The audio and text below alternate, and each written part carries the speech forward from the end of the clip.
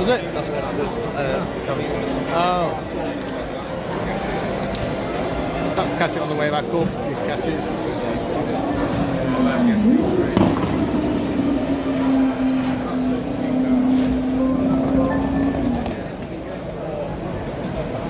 This year's Festival of Speed is a hub for new car launches.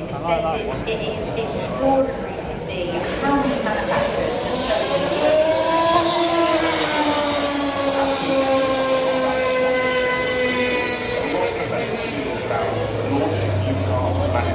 and not only just normal new cars. This year in particular, we're seeing some of the finest top-of-the-range cars from the world's best manufacturers. And this is a great example, the McLaren W1. Debut all advanced.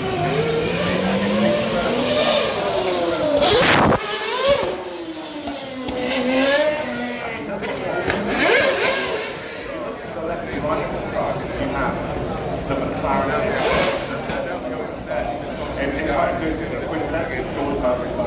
it's probably the best car. On the other side, you have the legal, absolutely amazing car. Such a hair on fire car driver. And then this will be the latest car. It's not moving this time, but we're seeing it on the side. It's pretty dramatic. It looks sensational. The sharp styling, the orange Alcantara interior. It looks pretty special. What can you tell us about it? Well, absolutely. Yeah. You talk about that orange Alcantara McLaren popping through there. This car has 1,200 normally that has been in twin turbo patterns. Not allowed to be in really large cars. So this is going to be exciting to drive.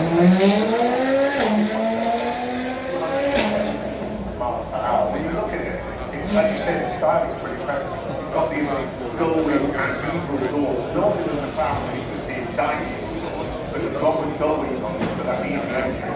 And then at the back there, you've got an active long tail. Long tail, it's almost like a transformer-like device at the back there. Pretty impressive. And it makes this car 3 seconds round on the test track there. 2 seconds faster. That's extraordinary. It really is, and it looks so inviting that what you see as you jump across there, this is McLaren's aerocell carbon tire.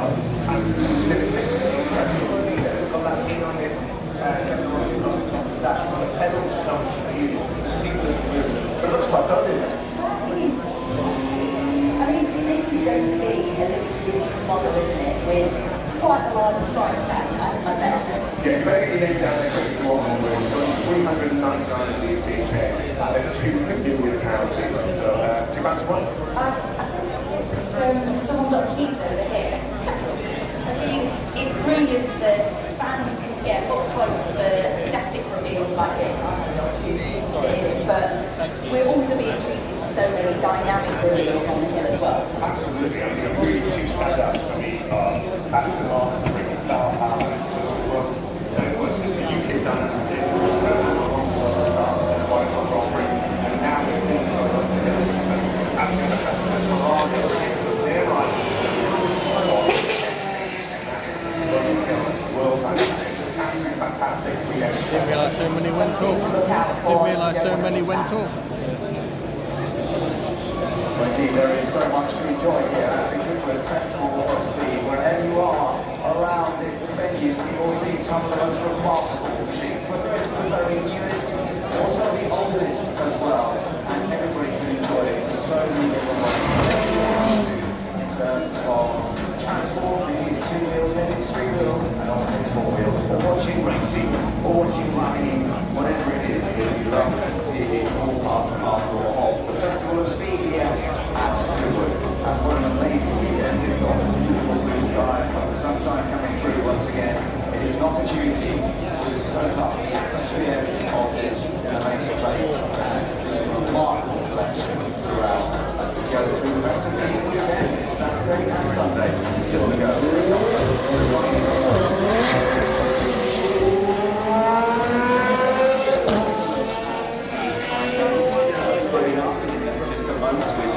Batch 3 for the F175 celebration.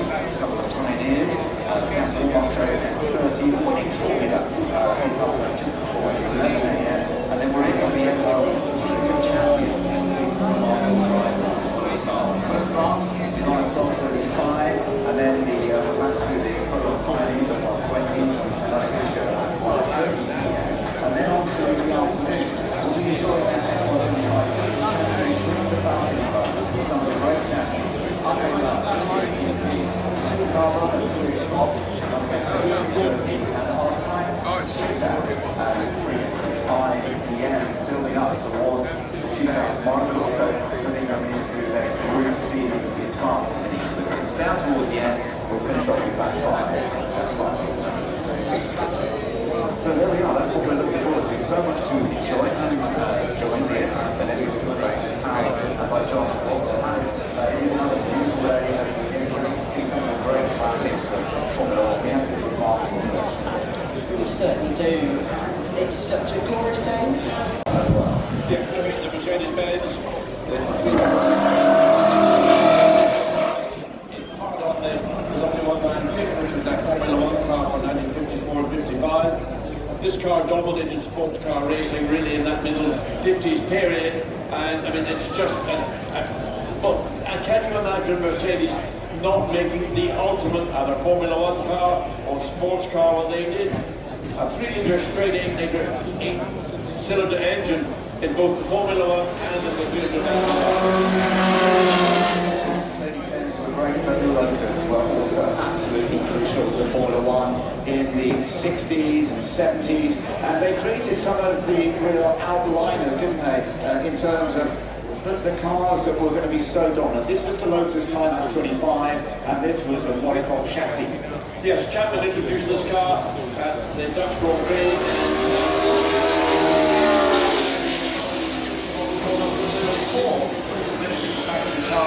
And also a customer car. All the customer turns up at Zandvoort with the Lotus 24 with a Coventry Climax V8 engine, and Chapman turned up on this car, which had decimated all the Lotus 24 owners.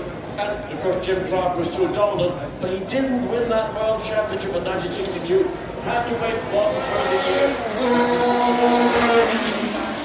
They won the final Grand Prix of the year in South Africa, in East London, and it was a battle between Jim Clark and Greg Miller.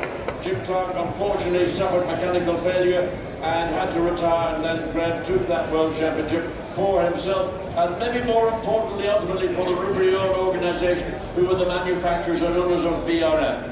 This is just one of the DHL Game Changers class here at Goodwood this weekend, because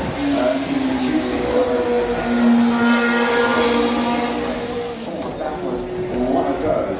Heading up the hill now though is the four front wheel Tyrrell, so 6 wheels in total, and it is lovely to see this. Heading up the hill, we've seen this a few times. This is the P34, and it ran for a while, and it was actually had some success. It was the only F1 car with 6 wheels ever to run.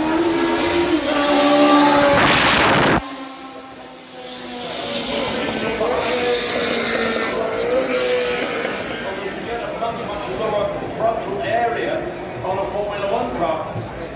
The argument is behind those 4 front wheels you have 2 massive rear wheels, which in themselves are probably generating a certain amount of drag and turbulence behind them.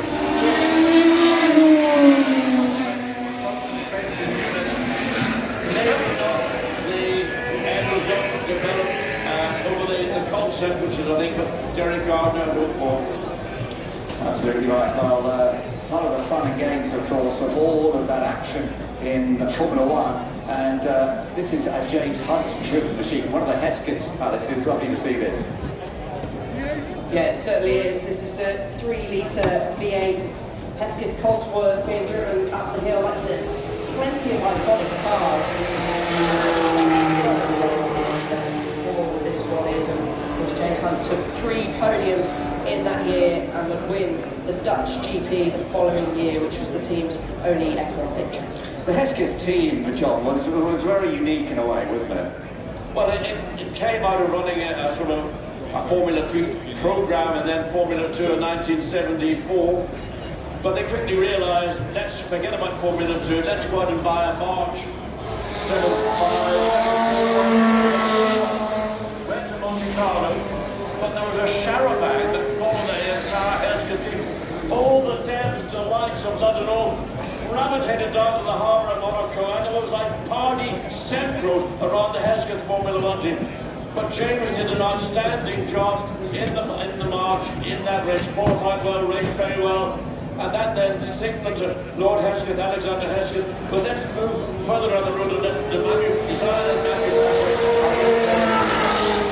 Looking at the Lotus 81, and this one is being driven by Steve Brooks. This was not a big difference to the Lotus 80. This was from 1980, simplified a little bit. Mario Andretti was competing with De Angelis that year. It wasn't the fastest on the long straights, but it had this sponsorship from Essex Petroleum. It did actually have quite a lot of reliability problems that year, so it wasn't one of the best years.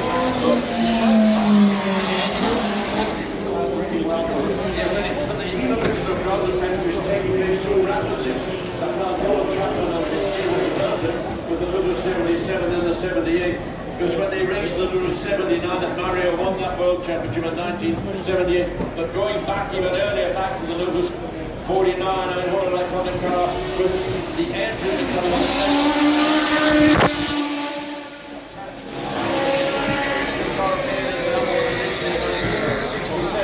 This is the 1968 guys with the John Fire Special with a unique colours.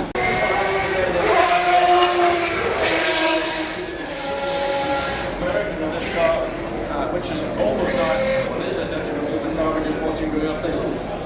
So a real classic from that early period in the 1950s, the Maserati 250F, and really, really lovely to see that Cooper Climax heading up the hill now as well. And this is the T43. Now this was a time when the engine changed, the engine's being moved to the behind the line, and that was part of the development of Formula 1. Yes, let me go back to the Argentine Grand Prix in 1958. Rob Walker into this car. This is the Rob Walker's colours. And Sterling Moss, better known to his friends as the boy, and he won the Grand Prix in Argentina, and it was a seminal moment for Formula 1 because it signalled the end, if you like, to the traditional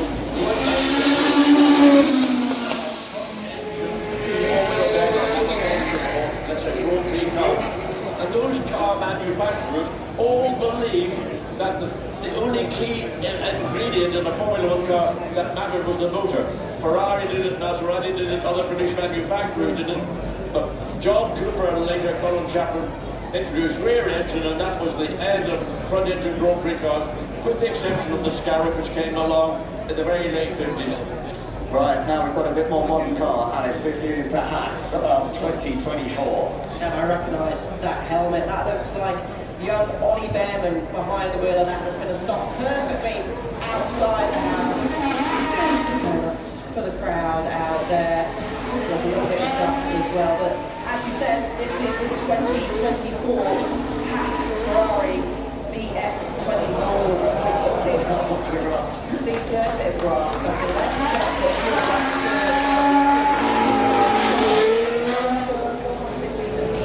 Turbocharged hybrid, and I have to say, right behind that wheel, Mr. Behrman, he's had a very solid start. Would you say, John? Yeah, I mean, he's still a young man, I think he's only 19 years of age, but he's got natural speed, and we saw what happened when he had to jump into the Ferrari a year ago, just over a year ago, when Carlos Sainz in Saudi at the Jeddah Grand Prix had to have a good hospital, had his appendix removed, and Oliver Behrman jumped into it.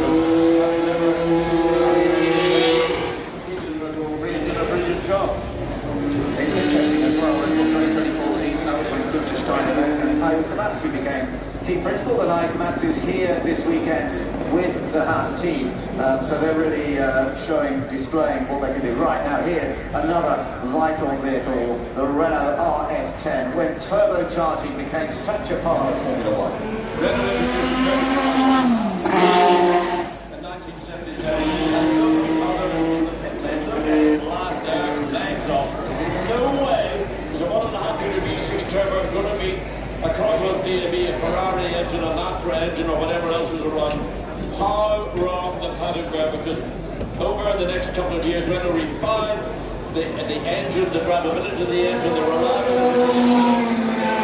First Grand Prix in diesel in 1979, 254 Renault, and of course then the success that followed, but they never ever got a Drivers' World Championship. Alain Prost got very close to it, 1983, and only lost out to Nelson Piquet in his Brabham BMW, because I think of a mechanical failure, and Alain, well, his career at Renault ended the following day because he was summoned to the Renault headquarters and fired by the management. And Alain, he done his best.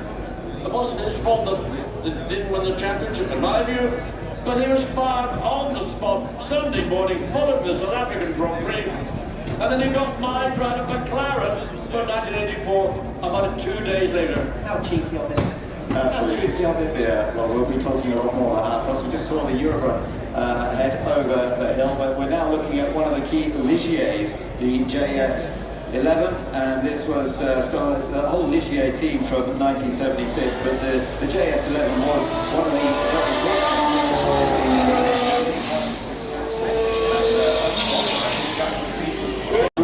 but it is Esteban Ocon who is driving this, so if you're a big Formula One fan, then give him a cheer as he heads up the hill. Esteban, of course, switching over to the Haas team for this year and working with the youngster Ollie Behrman alongside. They're working well. The car was the fastest qualifier, but they have managed to score some points, although Silverstone was a bit painful for them because some of their big rivals scored plenty of points. Yeah, it was, but a solid team they have down there. Esteban, you can tell maybe he's had a few more donuts at his start time than the young Ollie Behrman, but this car from the 2023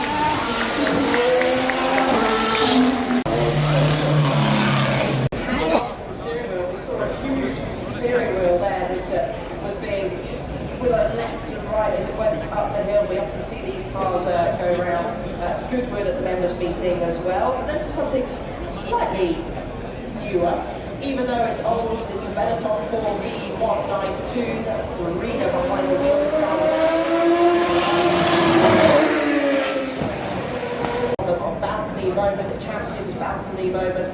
Those fierce battles against Michael Schumacher, McLaren versus Ferrari, John. And what makes this car a standout to me, it's not the look of the car, it's